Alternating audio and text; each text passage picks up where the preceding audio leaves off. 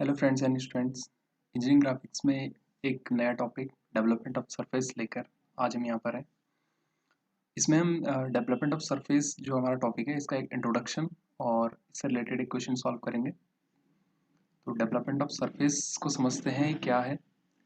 किसी भी सॉलिड का जिससे वो मिलके बना है, जिस सरफेस से मिलके बना है, अगर हम उस सॉलिड के सरफेस को एक सीधी लाइन पर कट करके एक फ्लैट सरफेस पर उसको फ्लैट तरीके से रख देते हैं तो उसको डेवलपमेंट ऑफ सॉलिड सरफेस कहा जाता है, यानी कि सरफेस का डेवलपमेंट कहा जाता है।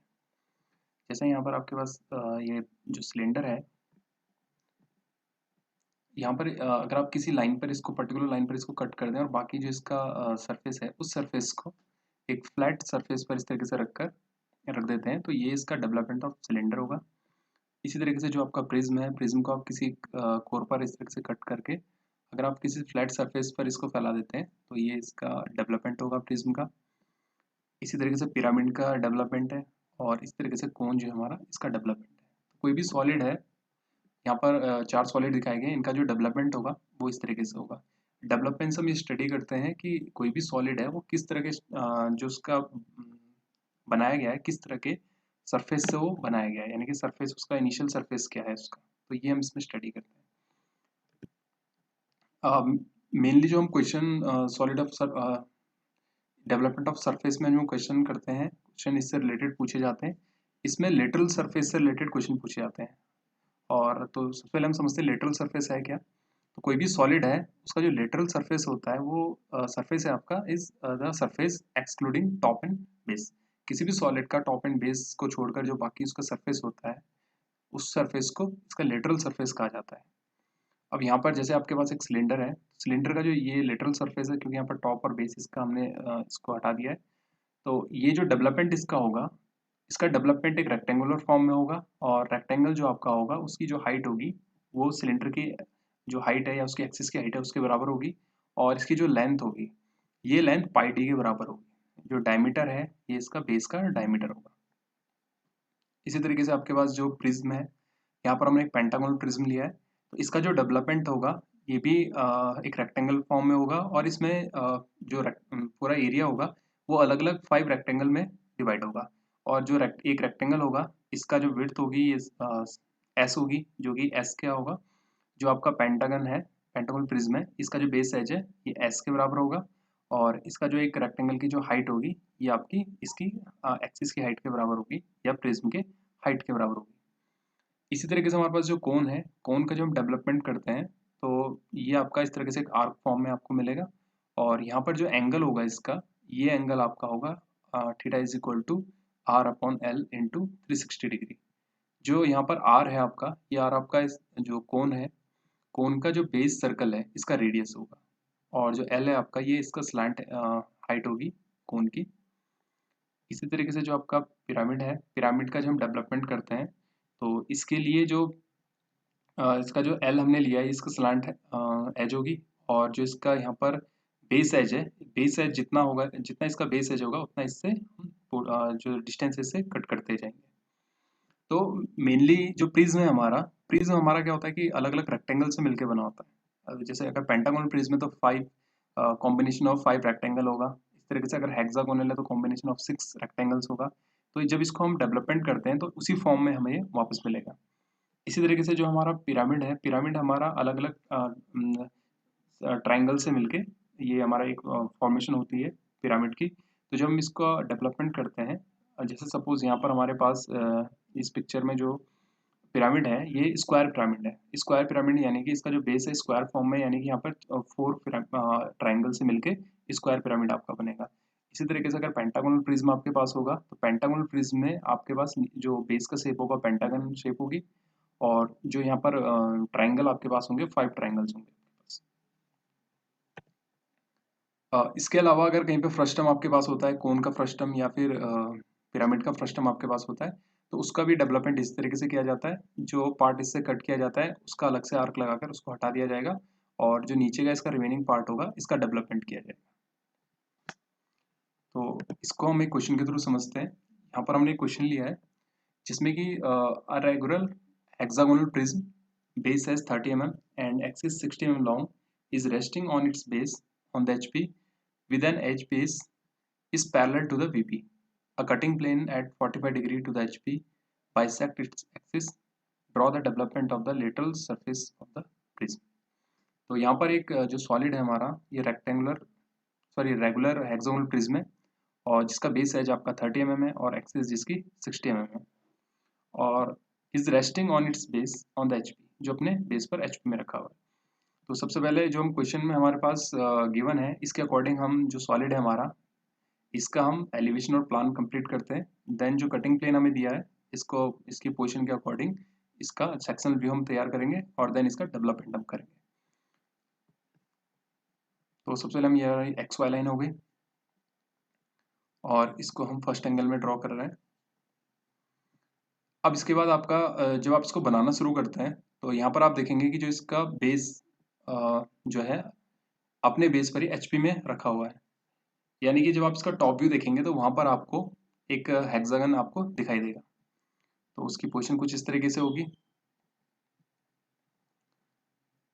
अब इसका जो आपका हेक्सागन है इस हेक्सागन के टॉप साइड में जो इसके कॉर्नर्स हैं और बेस साइड के इसके कॉर्नर्स हैं इनको हम यहाँ पर इनका पॉइंट अलग अलग पॉइंट्स में इनके नाम मेंशन कर देते हैं। तो ये जो आपके टॉप साइड के कॉर्नर्स हैं ABCDE और F और बेस साइड के जो कॉर्नर्स हैं आपके PQRST और U, और ये हम यहाँ पर इसका सेंटर पॉइंट जो है ये मार्क कर देते हैं।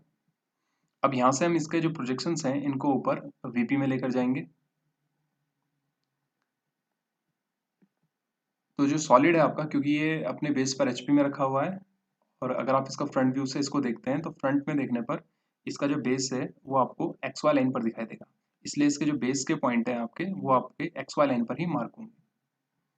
तो जो बेस के पॉइंट है उनको आप यहीं पर मार्क करेंगे XY लाइन पर, और इसके बाद जो इसका सेंटर का जो प्रोजेक्शन आ रहा है यहाँ से हम इसकी जो एक्सिस है यानी कि 60 mm इसको कट करेंगे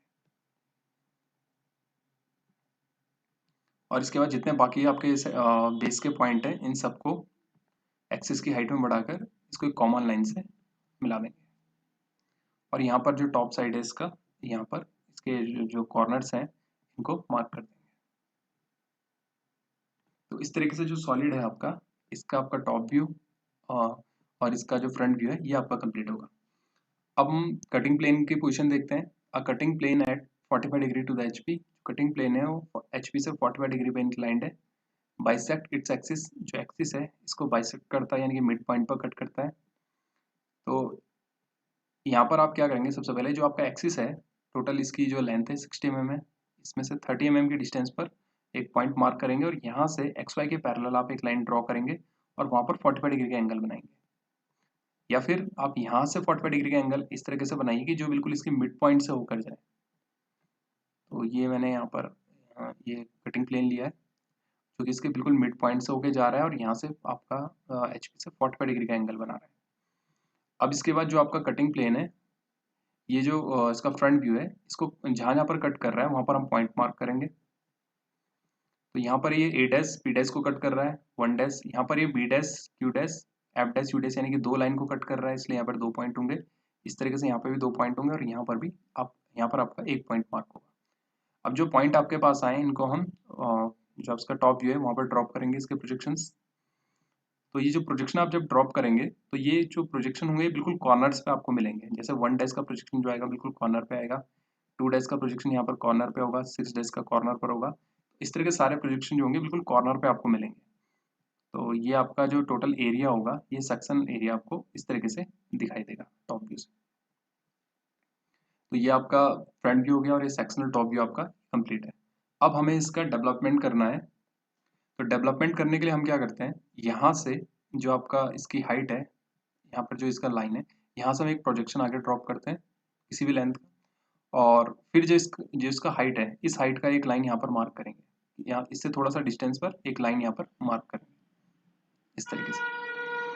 अब यहाँ पर आपको जैसे मैंने पीछे बताया था आपको कि यहाँ पर जो प्रिज्म का जो डेवलपमेंट होता है उसमें आपको रेक्टेंगल मिलेंगे अलग अलग एक ही शेप के अलग कई रेक्टेंगल आपको मिलेंगे। तो रेक्टेंगल का हाइट तो यहाँ पर हमें मिल गया है, लेकिन उसकी जो विड्थ है या उसकी जो चौड़ाई है ये हमें कहाँ से मिलेगी, जितना इसका बेस एज होगा यहाँ से हमें लेना है। तो जितना इसका बेस एज है यानी कि 30 mm, तो आप इस पॉइंट से 30 mm की डिस्टेंस पर पॉइंट करते जाएंगे। जैसे ये आ गया आपका इस तरीके से 30 mm 30 mm 30 mm 30 mm, यानी कि 6 लाइन आपको यहाँ पर 30 mm की ड्रॉ करनी है। 1 2 3 4 5 एंड 6।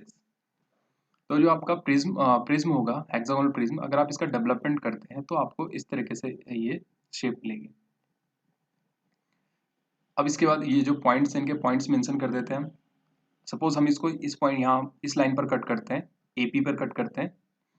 तो जो हम इसको एपी पर कट करेंगे तो आप देखेंगे कि एपी जो ये पॉइंट होगा या ये पार्ट होगा, ये लाइन होगी, इसमें ए पॉइंट जो होगा दो कॉर्नर्स पे आएगा। जैसे यहाँ पर ए आ रहा है और यहाँ पर ए आ रहा है, इस तरीके से पी आपका होगा दोनों कॉर्नर्स पे आएगा।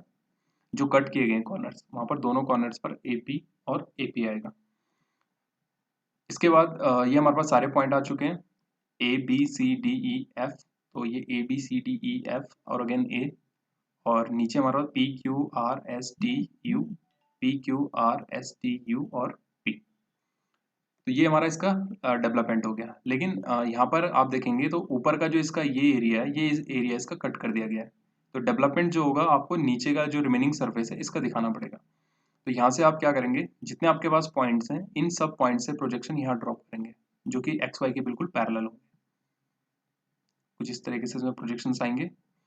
अब यहाँ पर आप देखेंगे जो पॉइंट नंबर 1 है या 1 डैश है, ये कहाँ पर कट रहा है, ये कट रहा है आपका ए डैश और पी डैश पर। तो इसको आप एपी पर मार्क करेंगे। तो पॉइंट नंबर 1 डैश का प्रोजेक्शन ये आ रहा है, ये एपी पर यहाँ मार्क होगा और एपी पर यहाँ पर मार्क होगा। इस तरीके से पॉइंट नंबर 1 यहाँ मार्क होगा। इसी तरीके से 2 6 ये कट रहा है बी डैश और क्यू डैश पर, तो बी क्यू पर 2 कटेगा, और 6 डैश कट रहा है आपका एफ डैश और यू डैश पर, तो एफ यू पर आपका 6 कटेगा, 6 पॉइंट कटेगा। इस तरीके से सी और आर पर आपका पॉइंट नंबर 3 डैश कट रहा है, तो सी आर पर 0.3, और ई टी पर पॉइंट नंबर 5, ई टी पर पॉइंट नंबर 5, और डी एस पर पॉइंट नंबर 4, डी एस पर पॉइंट नंबर 4 आपका यहाँ पर कट रहा है।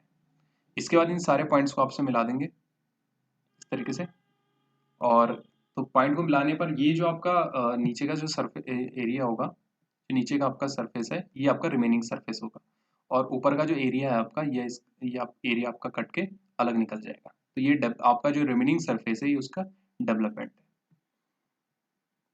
इसी तरीके से यहाँ पर जो आपका रिमेनिंग सरफेस है इसको डार्क कर देंगे, और यहाँ पर डायमेंशन इसमें शो करेंगे। तो इसकी हाइट जो थी ये 60 mm थी, इसका जो बेस एज है 30 mm। यहाँ पर आपके पास जितना ये A B B C C D D E F A जो डिस्टेंस है 30 mm है, और ये टोटल जो इसकी लेंथ है ये आपकी हो जाएगी, क्योंकि इसमें 6 रेक्टेंगल यहाँ पर है, तो 30 इंटू 6 इक्वल टू 180 mm। और इस तरीके से आपका एलिवेशन, सेक्शन प्लान और development of remaining little surface आपका तैयार है। इस तरीके से आपके पास कोई भी अगर हेक्सागोनल प्रिज्म होता है तो उसका डेवलपमेंट आप कर सकते हैं। Thank you.